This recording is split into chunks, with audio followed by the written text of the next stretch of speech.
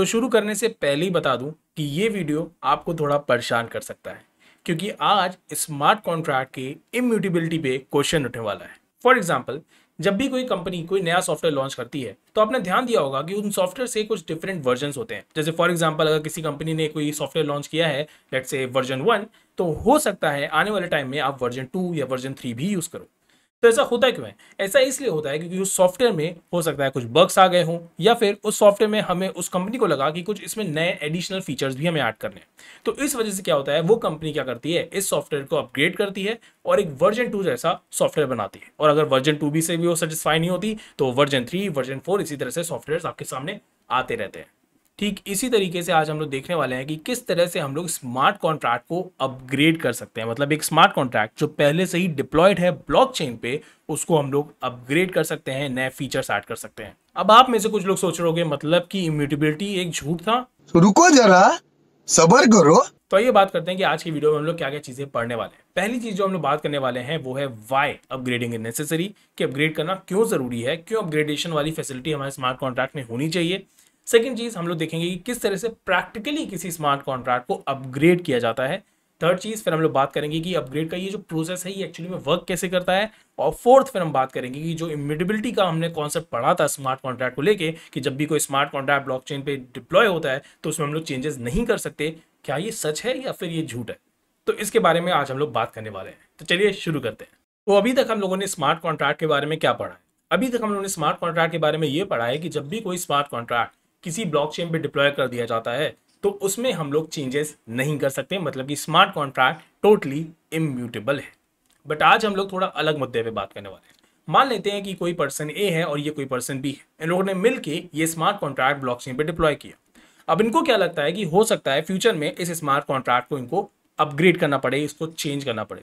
तो इसलिए for example उन्होंने कहा कि भाई ये जो स्मार्ट कॉन्ट्रैक्ट है हमारा, ये हमारा वर्जन 1 स्मार्ट कॉन्ट्रैक्ट है। मतलब उन्होंने स्मार्ट कॉन्ट्रैक्ट .1 करके अपना एक स्मार्ट कॉन्ट्रैक्ट निकाला, जैसे कंपनीज करती हैं .1 लिखा रहता है ना, ठीक उसी तरह से उन्होंने कहा भाई ये हमारा स्मार्ट कॉन्ट्रैक्ट .1 स्मार्ट कॉन्ट्रैक्ट है, मतलब वर्जन 1 स्मार्ट कॉन्ट्रैक्ट है। और इन फ्यूचर अगर इसमें हमें कुछ चेंजेस करना पड़ा तो हमारा जो नया स्मार्ट कॉन्ट्रैक्ट होगा वो वर्जन 2 स्मार्ट कॉन्ट्रैक्ट होगा। मतलब कि इस स्मार्ट कॉन्ट्रैक्ट में हम चेंजेस करेंगे और इसको एक वर्जन 2 स्मार्ट कॉन्ट्रैक्ट बनाएंगे। पर ऐसा ये लोग करना क्यों चाहेंगे? क्यों ये वर्जन 1 से वर्जन 2 पे शिफ्ट करना चाहेंगे? हो सकता है वर्जन 1 पे कोई हैकर अटैक कर दे उनके स्मार्ट कॉन्ट्रैक्ट पे, या हो सकता है उनके जो वर्जन 1 वाला स्मार्ट कॉन्ट्रैक्ट है उसमें कोई बग आ जाए, या हो सकता है उनको कोई नया एडिशनल फीचर ऐड करना हो अपने स्मार्ट कॉन्ट्रैक्ट में। अब चाहे तो ये लोग ये भी कर सकते हैं कि ये लोग एक नया स्मार्ट कॉन्ट्रैक्ट डिप्लॉय कर ले। मान लो अगर कोई हैकर अटैक कर रहा है या फिर कोई बग आ जा रहा है या फिर उनको नया कोई फीचर ऐड करना है, तो इस केस में ये लोग एक नया स्मार्ट कॉन्ट्रैक्ट भी डिप्लॉय कर सकते हैं। मगर ये काफ़ी स्ट्रेसफुल वाला काम है। मान लो आपने एक स्मार्ट कॉन्ट्रैक्ट बनाया और उसमें किसी बग आ गया या फिर कोई हैकर ने अटैक कर दिया या फिर आपको कोई नया फीचर ऐड करना है, तो आपने क्या कहा, मैं एक नया स्मार्ट कॉन्ट्रैक्ट फिर से डिप्लॉय करूँगा। जब आप फिर से एक स्मार्ट कॉन्ट्रैक्ट डिप्लॉय करोगे तो डेफिनेटली आपको वहाँ पे गैस अमाउंट फिर से देना पड़ेगा, मतलब पैसा खर्च करना पड़ेगा। सेकेंड चीज़, अब जब आपने एक नया स्मार्ट कॉन्ट्रैक्ट डिप्लॉय किया है तो उस कॉन्ट्रैक्ट का जो एड्रेस होगा, अब आपको अपने यूजर्स को वो बताना पड़ेगा कि भाई हमारा जो स्मार्ट कॉन्ट्रैक्ट 1 था जिसको किसी हैकर ने या फिर बग की वजह से वो बेकार हो गया, हम लोग इसी वजह से स्मार्ट कॉन्ट्रैक्ट 2 डिप्लॉय कर रहे हैं, इसका एड्रेस ये है। तो आपको हर एक यूजर को पकड़ के ये बताना पड़ेगा, जो कि काफ़ी ज़्यादा स्ट्रेसफुल वाला काम है। इसीलिए ओपनजिप्लिन हमें एक फैसिलिटी देता है अपने स्मार्ट कॉन्ट्रैक्ट को अपग्रेड करने के लिए, और इसका हम लोग यूज़ करते हैं ओपनजिप्लिन में, हम लोग यूज़ करते हैं ओपनजिप्लिन अपग्रेड्स प्लगइन्स का। अब यहाँ पे अगर आप देखोगे तो बड़ी लंबी चौड़ी सी लाइन है, डेफिनेटली उसके लिए परेशान नहीं होना है क्योंकि वो थोड़ा कॉम्प्लिकेटेड है। हम लोग मगर इसको प्रैक्टिकली करके समझेंगे कि smart contract deployed using OpenZeppelin upgrades plugins can be upgraded to modify their code while preserving their address, state and balance. मतलब कि हम लोग अपने कोड को तो मॉडिफाई कर सकते हैं, अपने स्मार्ट कॉन्ट्रैक्ट के कोड को तो मॉडिफाई कर पाएंगे, मगर उसके एड्रेस में, उसके स्टेट में, उसके बैलेंस में कोई भी चेंज नहीं होगा, जो होना भी नहीं चाहिए।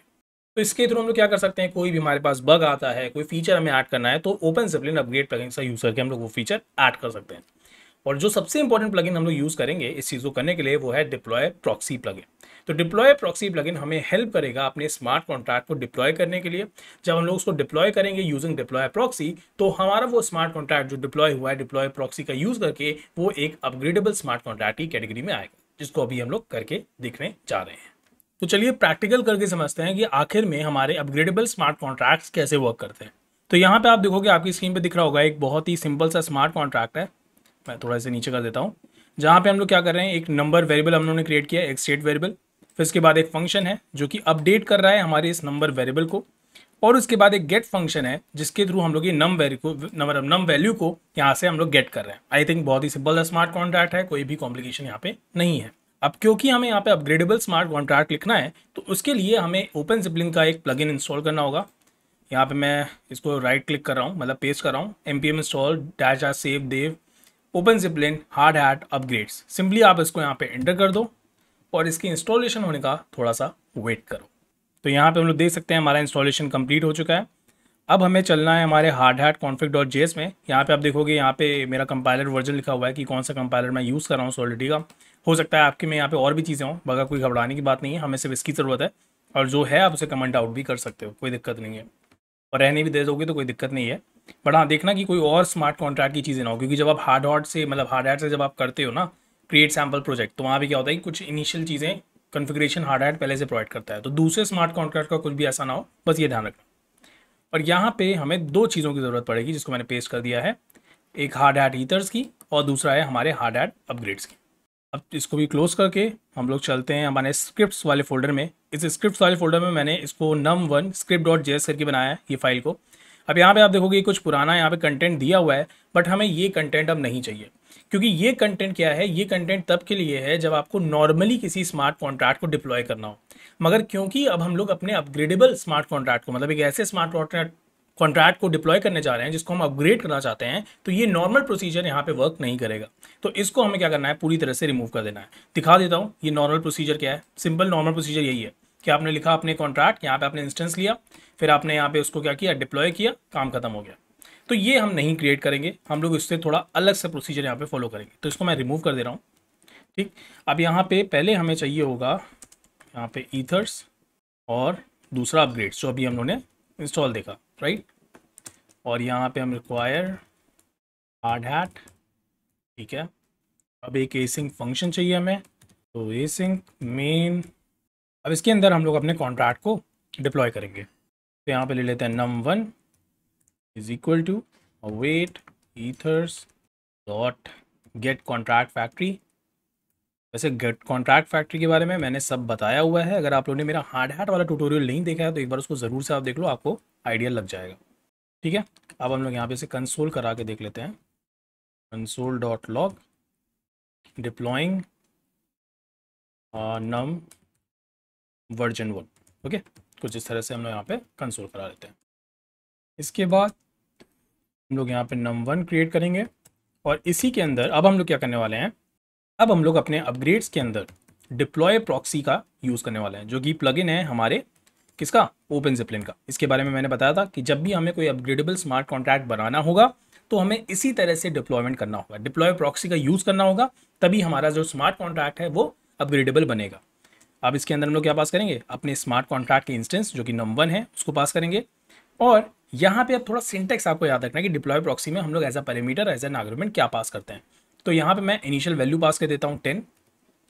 यहाँ पे मैं आपको शो कर देता हूँ, ये num1 था, num1 में हमारे पास अपडेट फंक्शन है, तो इसी के अंदर वैल्यू हम लोग पास करने वाले हैं। तो ये 10 हम लोग पास करेंगे इस अपडेट फंक्शन के अंदर, इसलिए मैंने यहाँ पे 10 लिखा। और अगर आपको इस सिंटेक्स के बारे में थोड़ा और डिटेल में जानना है तो आप डिप्लॉय प्रॉक्सी वाले प्लगइन की डॉक्यूमेंटेशन पे जाओ, ओपन जिपलिन पे अवेलेबल है, वहाँ पे आप इसके बारे में डिटेल में पढ़ सकते हो। यहाँ पे हमें बताना होता है कि हमारा इनिशियलाइजर फंक्शन कौन सा है। इस केस में हमारा इनिशियलाइजर फंक्शन कौन सा है, वो है अपडेट। तो हम लोग यहाँ पे बताएंगे कि भाई हम लोग अपडेट का यहाँ पे अपडेट फंक्शन को यहाँ पे कॉल करने वाले हैं। एक तरह से ये समझ सकते हो कि हम लोग अपडेट फंक्शन को कॉल कर रहे हैं और इसमें 10 पास कर रहे हैं, इस तरह से आप समझ सकते हो। ठीक है, अब इसके बाद इसको यहाँ पे क्लोज कर देते हैं। अब हम लोग यहाँ पे अपने कॉन्ट्रैक्ट को num1 को डिप्लॉय कर देंगे, डिप्लॉयड। और अगर जब ये डिप्लॉयड सक्सेसफुली हो जाएगा तो हम लोग इसका एड्रेस जो है प्रिंट करा लेंगे, क्योंकि हमें उसकी ज़रूरत पड़ने वाली है।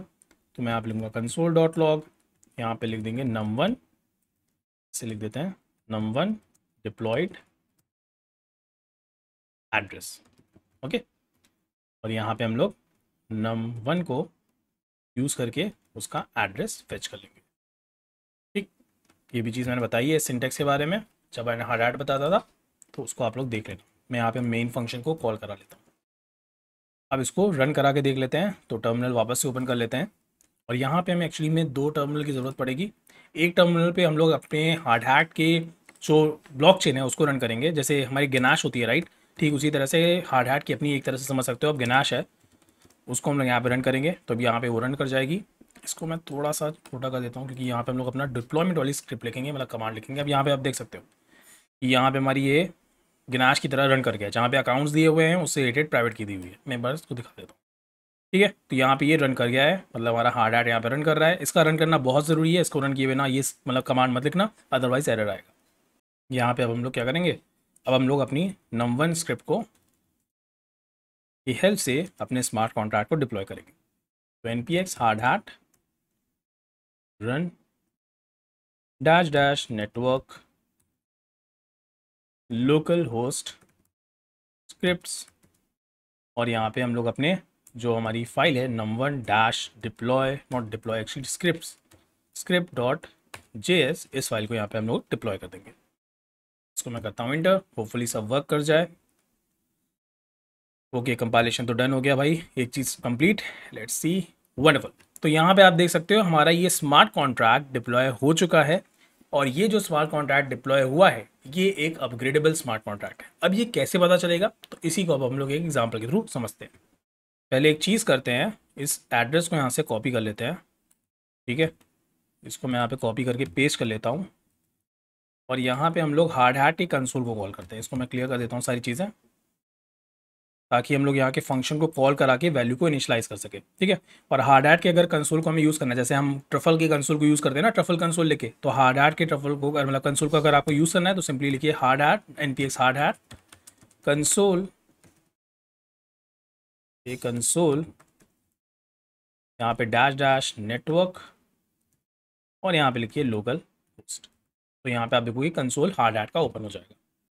तो यहाँ पे आप देख सकते हो हार्ड हैट का कंसोल ओपन हो गया है। अब सिंपली हम क्या करेंगे, कॉन्स्ट यहाँ पे num1, और यहाँ पे हम लोग क्या करेंगे, अवेट ईथर्स। अभी समझ में आ जाएगा कि मैं ये क्यों कर रहा हूँ, इंस्टेंस क्यों ले रहा हूँ, गेट कॉन्ट्रैक्ट फैक्ट्री, और इसके अंदर पास कर देंगे num1 को। तो यहाँ पे हम लोग कॉन्ट्रैक्ट का ही नेम पास कर रहे हैं। आई होप ये चीज़ आपको पता होगी, num1 हमारे कॉन्ट्रैक्ट का नाम है और उसी को हम लोग यहाँ पे पास करें। प्रेस करता हूँ इंटर, तो ये अनडिफाइंड, ठीक है। फिर कॉन्स्ट num1, और यहाँ पे अवेट num1 डॉट अटैच, मतलब हम लोग बता रहे हैं कि हम कौन से कॉन्ट्रैक्ट एड्रेस की बात करने जा रहे हैं, और इस केस में हम लोग इस कॉन्ट्रैक्ट एड्रेस की बात करने जा रहे हैं। तो इसको मैं कॉपी कर ले रहा हूँ यहाँ से, इसको मैंने कॉपी किया, डबल कोट्स के अंदर या फिर सिंगल कोट्स के अंदर इसको आपने इस तरह से पेस्ट कर लिया। यहाँ पे मैं इसको कर देता हूँ, okay sorry for that, inter. I think मैंने कुछ मिस्टेक कर दिया, राइट, मैंने कॉन्स लिख दिया है, सो सॉरी। इसको कॉन्स कर लेते हैं, इंटर। अब हम लोग क्या करेंगे, अब अपने अवेट वाले फंक्शन को कॉल करेंगे, मतलब अवेट वाले फंक्शन को नहीं कॉल करेंगे, मतलब कि अपने गेट वाले फंक्शन को कॉल करेंगे। अब यहाँ पे अवेट num1, अब हमने बता दिया कि हम किस कॉन्ट्रैक्ट की बात कर रहे हैं जो हम लोगों ने अभी डिप्लॉय किया था, और उसके अंदर हम लोग कॉल कर लेते हैं अपने, अब कॉल कर लेते हैं अपने अपडेट फंक्शन को, जो कि हमारे num1 के पास है, और इसको कन्वर्ट कर लेते हैं स्ट्रिंग में, क्योंकि हमें जो मिलेगा वो एक बिग नंबर ऑब्जेक्ट होगा, तो उसको कन्वर्ट कर लेते हैं हम लोग एक स्ट्रिंग में।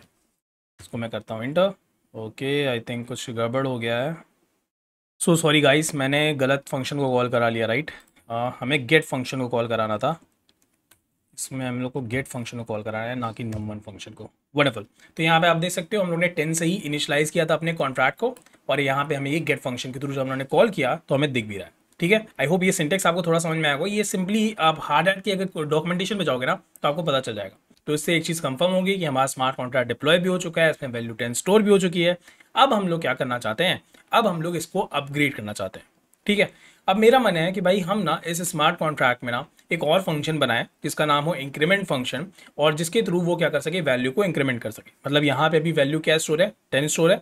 अब मैं चाहता हूँ इस 10 को मैं 11 करना चाहता हूँ, जिसके लिए डेफिनेटली मुझे एक नया फंक्शन इस स्मार्ट कॉन्ट्रैक्ट में क्रिएट करना पड़ेगा। मतलब इस स्मार्ट कॉन्ट्रैक्ट में जब मैं क्रिएट करने की बात कर रहा हूँ तो मैं बात कर रहा हूँ वो स्मार्ट कॉन्ट्रैक्ट की जो अभी हम लोगों ने डिप्लॉय किया है। तो डेफिनेटली अब मैं इस डिप्लॉयड स्मार्ट कॉन्ट्रैक्ट पे तो कोई चेंज नहीं कर सकता। वाई? बिकॉज स्मार्ट कॉन्ट्रैक्ट एक बार जब डिप्लॉय हो जाता है हमारी ब्लॉकचेन पे तो उस पर हम लोग कोई भी चेंजेस नहीं कर सकते।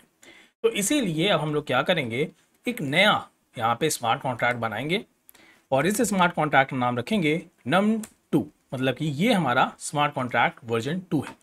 इस पर मैं एक कोड यहाँ पे आपके सामने पेश कर देता हूँ।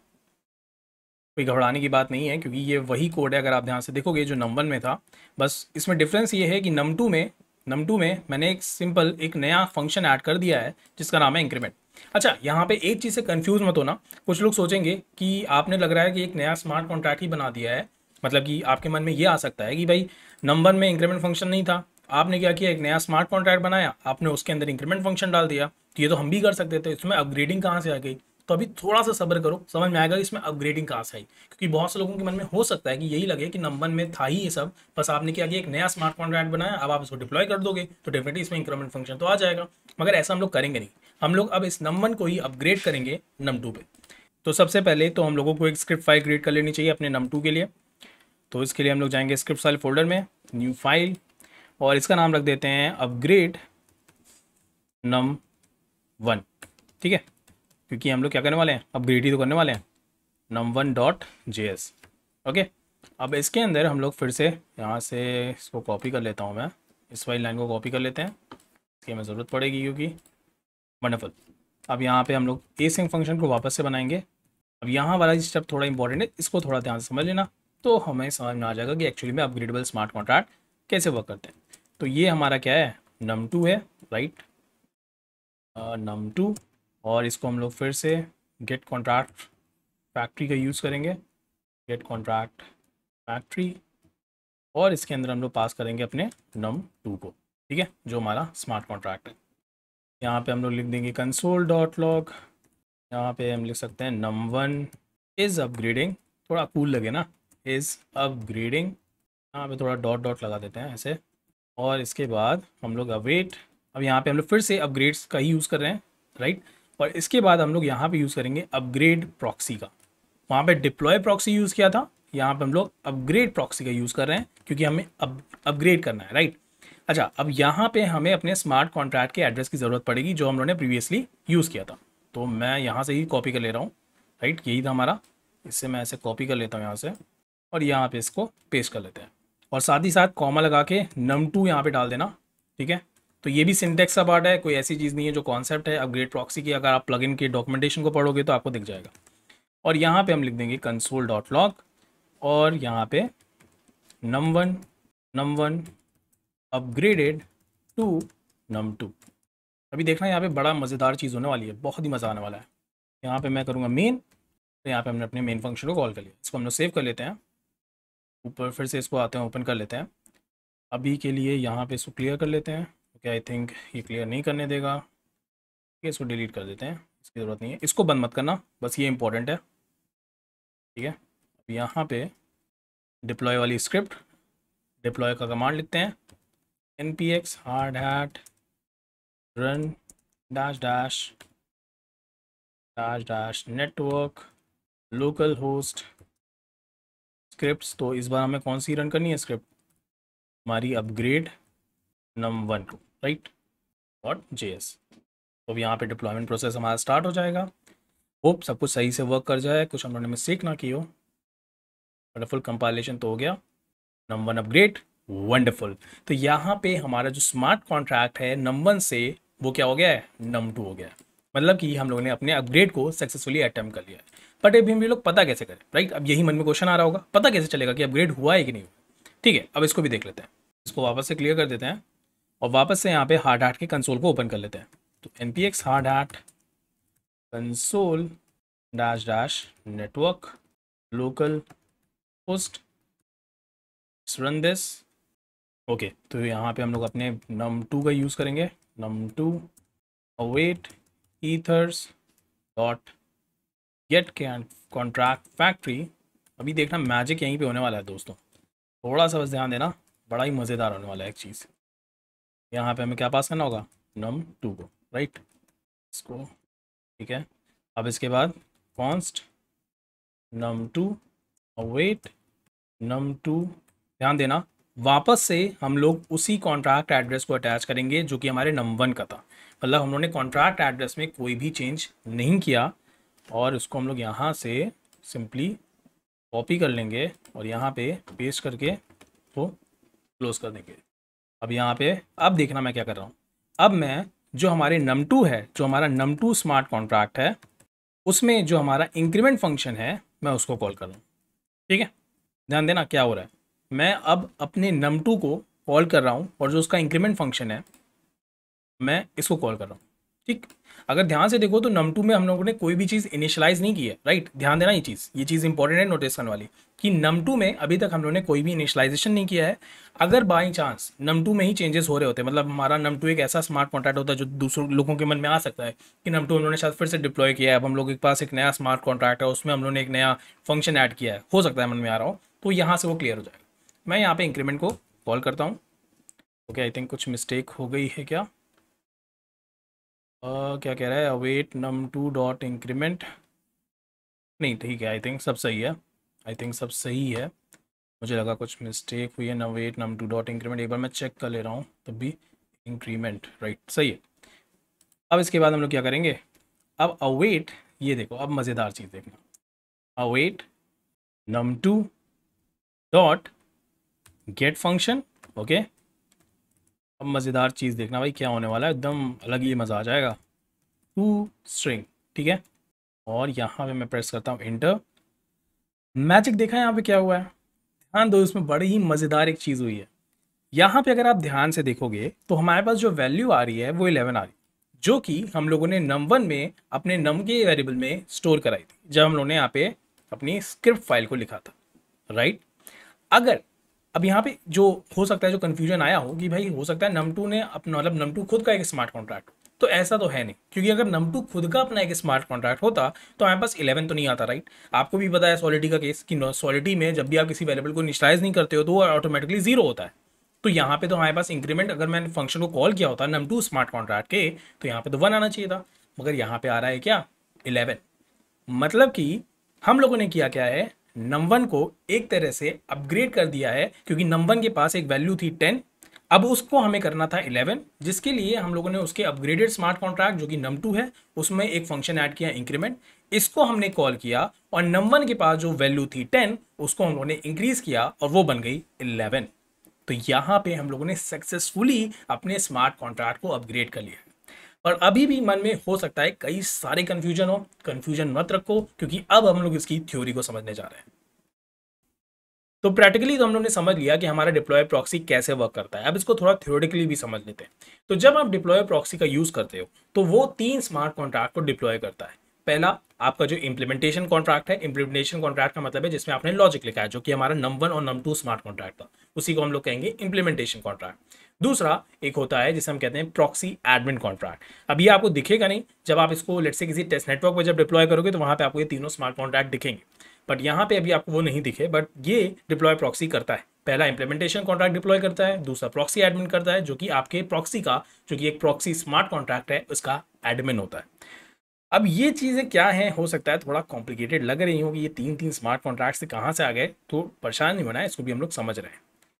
मगर हाँ, अगर आपको प्रॉक्सी एडमिन के बारे में डिटेल में जानना है तो डेफिनेटली आपको अपग्रेड, मतलब डिप्लॉय प्रॉक्सी के डॉक्यूमेंटेशन पे जाना होगा, वहाँ पे आप इसके बारे में डिटेल में थोड़ा पढ़ सकते हो। यहाँ पे हम लोग मेनली प्रॉक्सी कॉन्ट्रैक्ट के बारे में बात करेंगे।